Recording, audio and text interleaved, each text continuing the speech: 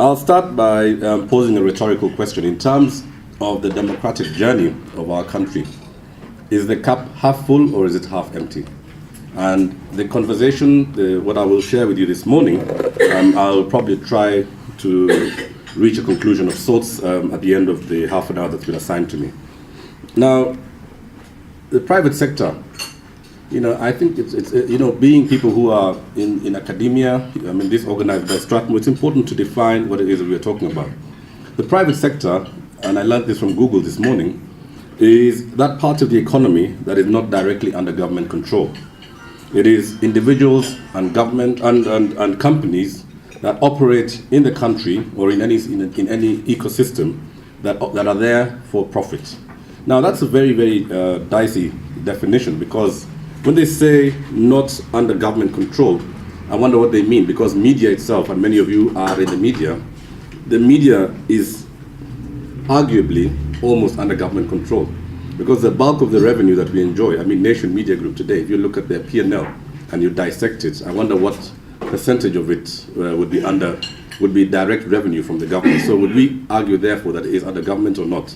So ideally, there is an academic conversation to be had about whether that falls on the private sector or not. So 3 weeks ago, a friend of mine called me from South Nyanza, and he said to me, "Kip, have you done your shopping?" And I said, "No, I haven't done my shopping." He said, "Why?" I said, "I just haven't done my shopping." "What do you mean my shopping?" He said, "I'm in Carrefour at the hub, and I've just spent 200,000 shillings. I said, "Buying what?" He said, "Dry rations." And I asked him, "For what?" He said, "Well, this country is going to ban." And I said to him, "I'm not sure what you say is correct." And he asked me, "Have you backed up your internet?" And I said, "No." And he said, I asked him why. He said, I have 3 internet connections terminating in my home in Siaya, and I have food, dry rations, worth 200,000 bob. I said, "Are we living in the same country?" And he said, "Yeah." He said, "Have you not done any shopping?" I said, "No." He asked me, "So how have you prepared yourself?" And I said, "I have my vote, and I'm going to vote, and I'm going to wait for the outcome, and I know that the shops will be open the day after." Now, 3 weeks later, I call him every day and laugh and ask him, "So have you eaten all the nuts in your house?" And I want to actually suggest to him that he should donate them to the nearest school to him. In 2007, in December, my mother, who is a retired senator, hosted President Kibaki in Cherangani, about 5 minutes from our farm. And as President Kibaki tried to speak in a predominantly opposition region, he was heckled by the youth, and he was completely unable to make his speech.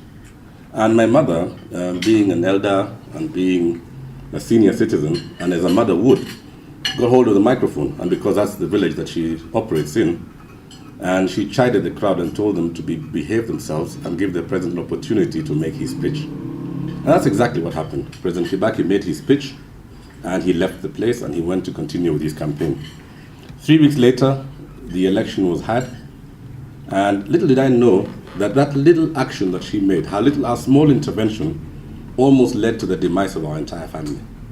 Because what happened immediately thereafter was that the election result was disputed. President Kibaki was declared the winner, and my family, myself, our close relatives were all sitting in our home in Cherangani, and we had thousands of villagers. We had about 5 administration police protecting our farm, but we had about 5,000 villagers at our gate coming in to want to lynch us. I've never been so scared in my life, because I was sitting in there with my kids.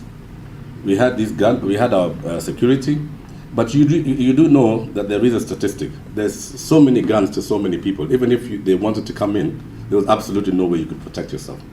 And the worst part and the saddest part of it is that these are our neighbors. These are people we've grown up with. These are community we've helped. We build schools in that area. We provide employment, and etc. But simply because of the outcome of the election not being in tandem with what they had done with their ballots, we were the victims, and we almost faced the brunt of their feuding. So what am I talking about? I'm talking about the breakdown of civil order around the process of the elections. Now, election violence or civil disobedience is not new to Kenya. It began in 1992. And in 1992, we lost several lives in Molo, in other parts of Rift Valley, in Nandi, along the Nairobi-Nakuru highway. In 1997, the same.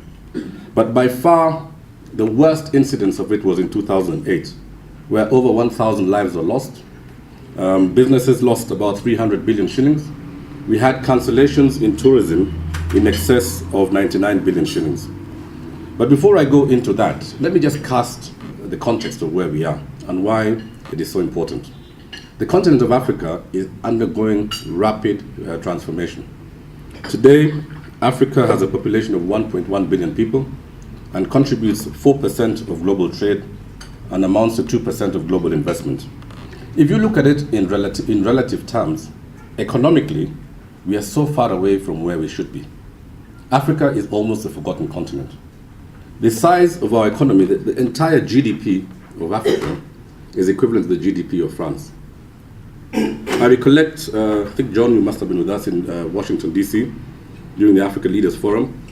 President Kenyatta was invited to Brookings.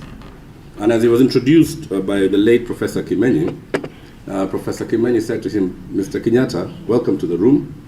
Tell us about your country." And he's a Kenyan, remember? And he reminded him that the economy of Kenya was smaller than the economy of the city of Delaware, Wilmington in Delaware. So in terms of relative terms, Africa is quite small in global terms. But there's such a strong focus in Africa today. Reason being, we are a continent with a rapidly growing population. We are a continent where infrastructure is being deployed. I've said it before, and I repeat it again, that I do believe that there was a colonial conspiracy to make Africans not trade with Africa.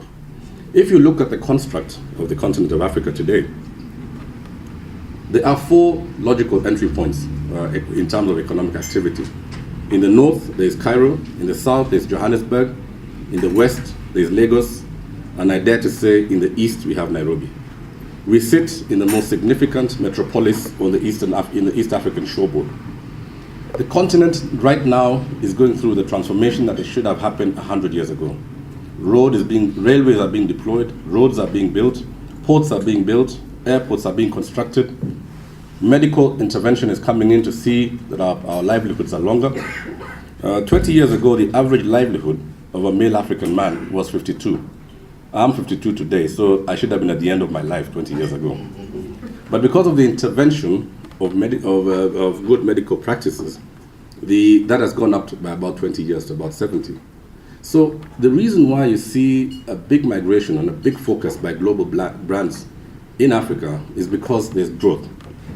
And I've had the unique privilege as being the chairman of the chamber to travel the world. Europe today faces a huge challenge because of a declining population. If you walk the streets of Budapest in Hungary or Prague in the Czech Republic, you'll be surprised that you can walk down a street the size of Kenyatta Avenue and find 10 people.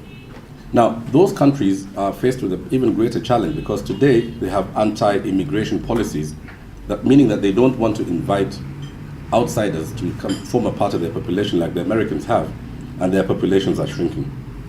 So 6 of the 10 fastest growing economies in the world reside in Africa. But despite that, 15 of the 20 poorest countries on earth are also in Africa. So it's a mixed bag. We have some of the best and some of the worst.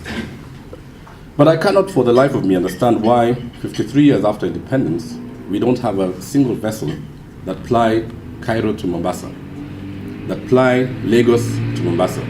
It's easier today to bring in a container from Felixstowe or from Southampton in Britain to Mombasa than it is to bring a container from Morocco or from Lagos to Mombasa. To fly to Casablanca, one has to go to Dubai, 5 hours, and then fly from Dubai to Casablanca, 9 hours. If you took a direct flight to Morocco, it's 5 hours. That's the story of Africa. And it was designed that way because Africa actually was the intention of the colonialists was to extract and ship to provide raw materials to their markets. But the story has changed. And I'm glad to say that in terms of democratic credentials, Kenya is head and shoulders above its neighbors. In Tanzania, the ruling party is still in control 54 years after independence. In Uganda, they've had the same leader for 26 years. In Kenya, we've conducted 11 elections, 4 of them under multi-party dispensation. So despite the challenges that we face, I think we have done very well, and we've ticked several boxes in terms of the democratic journey, in terms of making sure that we are a part of the civilized world in terms of democratic process. So the last elections, like many others, everybody sat down around the world and said Kenya is going to burn, like my friend in South Nyanza thought. But the reality is quite different. People came out, they voted, and the outcome was determined. And thereafter, those aggrieved went to the Supreme Court. And for me, I'm really excited because what it means is that Kenyans are starting to have reliance on the institutions that are mandated to do what they're mandated to do. We trusted IEBC to conduct an election process. People voted and they finished, there was grievances. Those aggrieved went to the Supreme Court. And I must remind you that the preamble of our Constitution states that the sovereignty of the nation is vested in four very, very important institutions. That's the executive, the judiciary, the legislature, and devolved government. So by and large, I want to say that Kenya is on the right path. We've had our challenges, and we are continuing to face our challenges, but at the same time and concurrently, we are building the institutions that matter in terms of delivering a country that is worthy to bequeath to our children. So, talking about electoral violence and civil breakdown of civil order, I think we've seen it before. What does that entail? It entails people not accepting the outcome of an election, and rather than entrusting the institutions that are supposed to handle any such grievances, they take to the streets. That is not a phenomena that is unique to Kenya. It is a global phenomenon. It happens in many other places. It happens in some of the most civilized and advanced nations of this world. Now, what is the consequence of that? The consequence of that is that it hinders and it hampers economic activity. In Kenya, for example, in 2008, physical damage to property was to the tune of 300 billion shillings. The tourism sector suffered a 78% cancellation, and it translated to 99 billion shillings in direct revenue to the tourism sector. Many of you can remember that the hotels in Nairobi were virtually empty. Mombasa, ground to a standstill, and there was literally almost zero tourists in the country. And as you know, tourism is the third largest foreign exchange earner, and when that happens, it has a serious consequence to the economy. Many of the hotels in the coast today of Kenya have never recovered because, as you know, the coast of Kenya is at sea level. And at sea level, you have 100% humidity. So the wear and tear and the depreciation on property is very high. If you don't maintain that hotel in the second season every 2 years, then the infrastructure suffers. So when you go to Mombasa today and you see many hotels that are a pale shadow of what they were before 2007, it's simply because we lost the opportunity of the revenue in 2007, in 2008 and 2009. And going forward, in fact, we as a Chamber of Commerce have proposed to the government that it will be important for them to actually give financial support to the hotel owners on the coast in order to rebuild and really revamp and spruce up their hotels. The transport sector similarly suffered, and this time we went round together with other business leaders, and we noted that many public transport vehicles were garaged, they were parked. So there wasn't movement as there should have been. The manufacturing sector too. As you know, Kenya is the gateway to the East African region. The port of Mombasa is the linkage, is actually the entry point for goods to four other countries, that is Rwanda, Uganda, South Sudan, and Burundi. So the election in Kenya is so important for those countries that actually any single day of stoppage of business in those countries, in Kenya, amounts to economic loss in those countries as well, because goods that are supposed to come from Mombasa to Kigali, Kampala, and Bujumbura do not go there. So in reality, the breakdown of civil order has a huge consequence to that. I went to, as you know, before, during, and after the elections, I was very vocal. I was on national TV almost on a daily basis asking Kenyans to go back to work. And we were actually carrying out a census. And I drove to industrial area to Nairobi Bottlers, and they had about an 80% turnout of staff. In my own companies, in Capital, in Radio Africa, we had a fairly high turnout of staff. A few people were stuck in the hinterland, unable to move, because the transport sector was not operating optimally. But by and large, I want to say that this year has been really good for us because majority of Kenyans went back to work. So what has the private sector done? And are we resilient? I would say that we are resilient to a very large extent. I would say in the democratic journey, we are moving in the right direction. I would say that many of our neighbors, many of our peers have a lot to do to catch up with where we are. And I would like to say that the media has played such a meaningful and crucial role in this journey. The first liberation in Africa, in Kenya, that is the struggle for independence, the media played a very important role.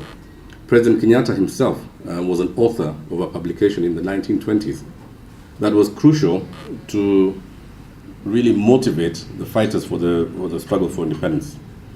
And the second liberation, that was for multipartyism, the media again was very vocal. Media was out there penning opinions and really guiding the leadership in the right direction to make that decision for us to go into multipartyism. Are we at the phase of the third liberation? I don't know. I think that the greatest challenges that we face today as a country are one, corruption, and two, the disparity that we have. According to the Gini coefficient, Kenya is one of the most, unequal. We are one of the most unequal societies. The gap between the haves and the have-nots is totally unacceptable. And the unfortunate thing that I want to say, and I say this as a media owner and as a business leader, is we are seeing a lot of rolling back of the gains in the media. We are seeing a lot of intolerance on the part of the political leadership about the role of the media. And really the media is a reflection of the society. The media mirrors what is going on in the country. And the media is also an opinion shaper. But every single day we see situations where there's a lot of intolerance. As chairman of Radio Africa, which of course you know houses the Star, and you know the Star, apart from smart people reading it, is quite bold in its editorial policy.